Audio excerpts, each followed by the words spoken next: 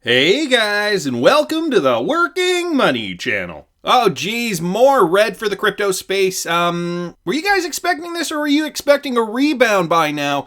Everything is pretty much down. The market cap is actually below 300 billion. It's at 291.3 billion right now. And it's just a sea of red for crypto. But of course, there's always one smarmy coin making a 42.76% gain in this decline. What the heck is Icon Coin? It always baffles me to see these random coins do really well when the whole crypto space is in decline. I'm not going to dwell on this too much, but this is Bitcoin on the hourly. We're seeing more of a cascade. Ultimately, what I think is we are going to bounce back off this $10,000 level and then see what happens there. If we go lower, I don't think it'll be much lower. I think we will see some resistance at $10,000 now that we've hit $10,000. And I think we could see the market regain some momentum and move back up. Ultimately, though, guys, why is this happening? Why is the sky falling all of a sudden when we were, doing so well? We hit 14,000 for BTC. The rest of the crypto space was doing well. And you guys, you got to remember the rest of the crypto space, XRP, whatever, Ethereum, Litecoin, everything is just following Bitcoin still. We are in an immature market. But why is this happening? The correlation between crypto sentiment price move is incredibly strong, says the Ties, Joshua Frank, T-I-E. Ties, I guess the Ties. So the cryptocurrency market responds to speculation, whether it is price of Bitcoin or any important announcement that has the ability to push a coin's price and market cap upwards. The cryptocurrency market, unlike other asset classes, depends significantly on market sentiment, noted Joshua Frank, CEO of the TIE, in an interview with Dawood Paluch.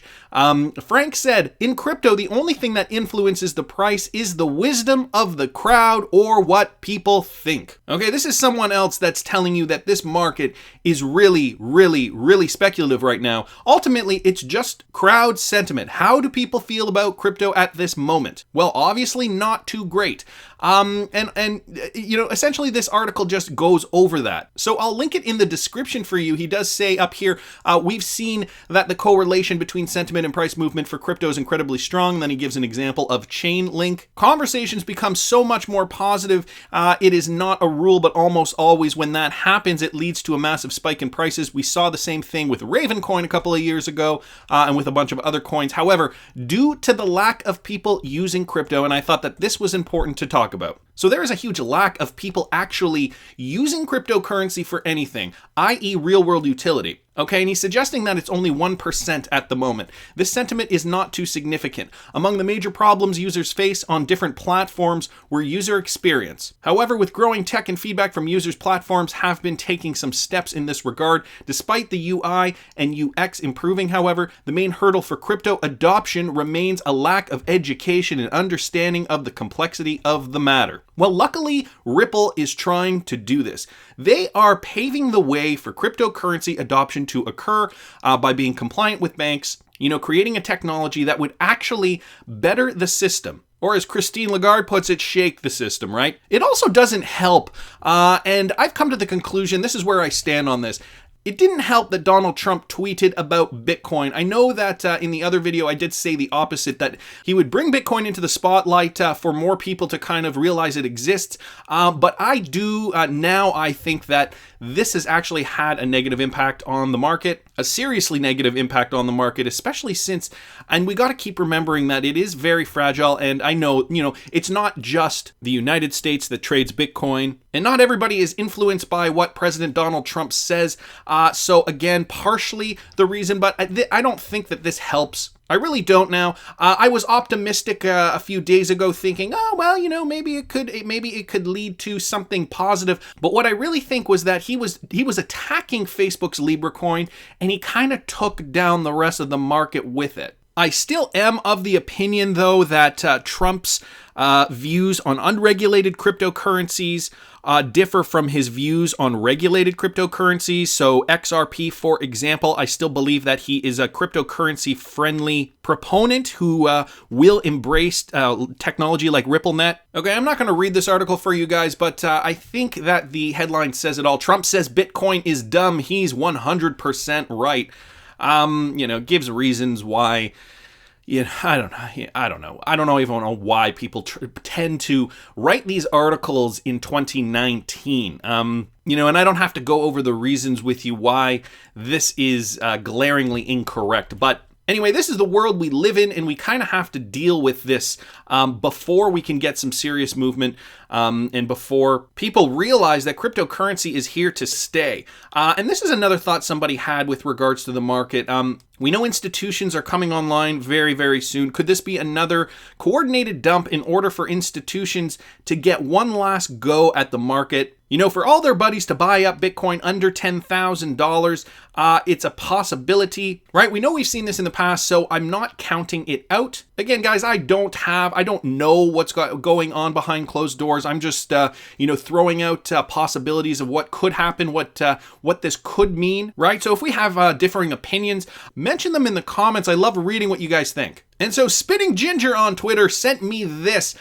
Spinning Ginger at XRP Ginger on Twitter. Follow him if you're not already. This guy's got some great information. I met him. He came to Toronto. I met him and his lovely girlfriend for a pint one afternoon. But he retweeted this tweet from Derek Capo. Dear XRP Ripple fans, if EFINExchange did a base pair of XRP, would you use our DEX? If so, why? Comment below. Want to make sure we have the best base pairs on EFIN. And I voted here. I said yes. I hope that does not influence your vote.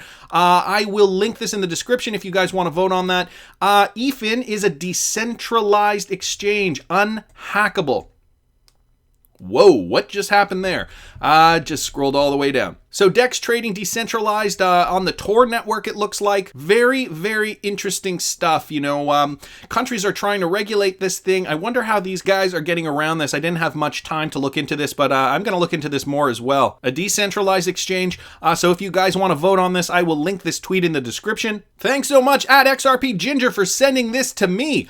And I saw this here. Now, guys, this is a couple days old now. From Stephen Bull from the DEP at DEP Sun. A clip from Sagar Sarbhay. Okay, he works for Ripple, I believe, out of India. XRP, I'm not going to play the clip, but I will link it in the description. But ultimately, XRP can be used by anyone, not just limited to banks. We will see more non-speculative use cases for digital assets. And he says that the CPMI, the BIS, and the FSB and other regulators in G20 countries agreed that these tokens should be called digital assets. Okay, really pushing the fact that Ripple is trying to create that ecosystem, So when we're seeing stuff like this, okay, Trump calling Bitcoin dumb, and I'm reading articles like this, the correlation between crypto sentiment price movement is incredibly strong. It's because, guys, the market is still so immature. So, your XRP is dumping the same as Bitcoin, right? Because Bitcoin is dumping, other coins are dumping. There is no rhyme or reason for this to logically occur. Especially when we know that Ripple is creating this ecosystem and, they're trying to promote this worldwide. They're getting on the global stage and they're explaining to everybody why digital assets will be the future of money movement. Not only that, it will expand further. And why I say that is because Ripple's executive unveils strategy to transform cross-border payments, boost XRP, and grow blockchain ecosystem. So Ripple is revealing more on its multi-million-dollar plan to grow the digital assets ecosystem and bring distributed ledger technology to the masses. At a recent roundtable hosted by Amazon Web Services in New York, the director of strategic growth at Ripple's investment arm Spring offered a look at the company's overall strategy. Vanessa Alexandra Pestrito says Ripple is pushing to grow the blockchain industry at large in addition to boosting cross-border payments and use of the world's third largest cryptocurrency by market cap, XRP. From an industry standpoint, we believe there's going to be multiple ledgers that will be used in different verticals, okay? We don't think it's just going to be one to serve them all. So when we take a look at different investments we'd like to make or people we'd like to partner with, we are looking at the infrastructure layer and seeing who also has the alignment of values and view of interoperability. Ripple is trying their hardest to be strategic in this play. They want to partner with people who share the same values as them, that of interoperability, because that is the way the world will mass adopt XRP as that source of liquidity, as that transfer vehicle, as that container to move value from here to there in an instant. Okay, Ripple's vision is going, 10 moves ahead at this point. I'm saying 10, 20, 30 years in the future. They are looking at the bigger picture. They are not just focused on one thing. So Pestrito says that recently made an investment in Agoric, and that is a secure smart contract platform that can integrate into other layers. And this is going to allow for the ability to eventually make cross payments into other chains, but that's deep and way ahead in the future. But that's how far ahead we're thinking. The next idea is decentralized finance. We've been spending a lot of time at Spring and taking a look at where there might be some opportunities for new decentralized BitMEX platforms, or what might a new derivatives exchange look like. So guys, Ripple is eyeing a lot of these opportunities for potential penetration into future markets.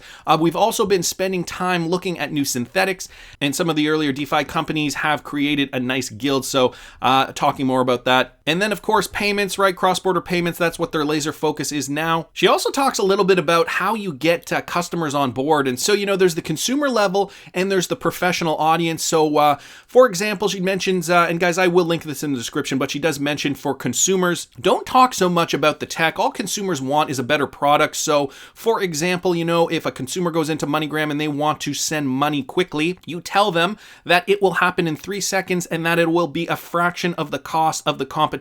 Boom, you just got a new customer. When it comes to professional audiences, she mentions that you have to be transparent with them about the technology and the audience they're going for. So different strategies there, but the point I'm trying to make is that Ripple is on top of this already. They want to find, with the Spring Initiative, partners who share that same value of interoperability so that they can grow the ecosystem as big and as robust as they possibly can, so that everybody worldwide will be using XRP one day. Whether they know it or not, it might not even be in our purview. It might be something that just happens in the back end. Actually, it's likely that that will happen, that it just happens in the back end. We go about our day not even realizing we're using XRP. How long will this take? Well, I did see this tweet here by Steve Burns.